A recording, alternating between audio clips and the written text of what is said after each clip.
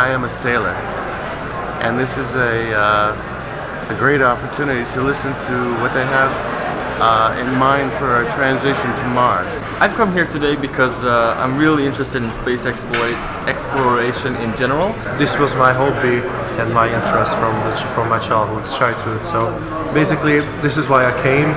I expect to be educated and entertained at the highest level. Let me introduce on my right, your left, Dr. Jacob Cohen. Thank you.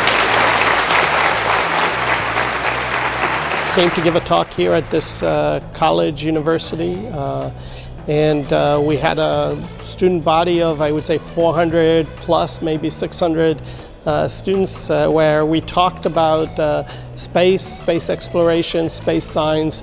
I have two phones, obviously. One is paid by the US government. This capability, this scenario, this phone, of course requires space. So space allows us to improve our lives here. It allows us to study the planet Earth and how it changes.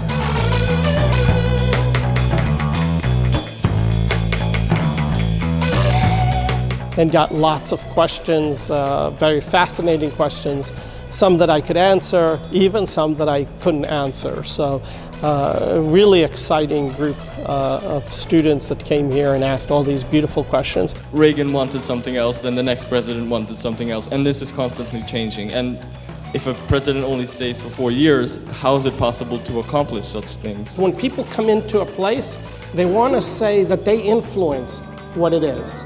Whatever it is, it doesn't matter if it's space or what the area is. If you look very carefully, the different presidents say we're doing something else, but in the plan, we're still doing all those same things. How realistic is it for an everyday person to once travel to space? You're seeing that occur. In the US, NASA has decided to allow low Earth orbit to go to commercial space. The cost to go up to space for a human is still expensive because the rockets are expensive. Companies developing those stations right now actually to do that. So in the future, maybe all of us could go if we want to take the money and the chance to go up there.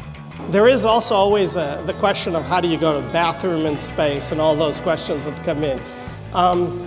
If you are concentrating on getting a picture of an event and you're really dedicated to that mission and answer, and a mosquito lands on your hand, what do? You ignore it? You ignore it, yes.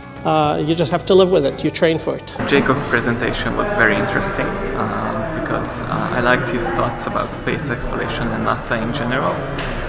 And I very much like his approach about the idea of sharing space exploration with corporate entities. This was more like an introducing presentation, but I really liked it. I thought that this would be very tense. I thought this would be very formal because, let's be honest, it's something very serious, but it was not very stressful. I was shaking at first, as some people might have noticed, but by the end I was feeling almost in my grandmother's backyard.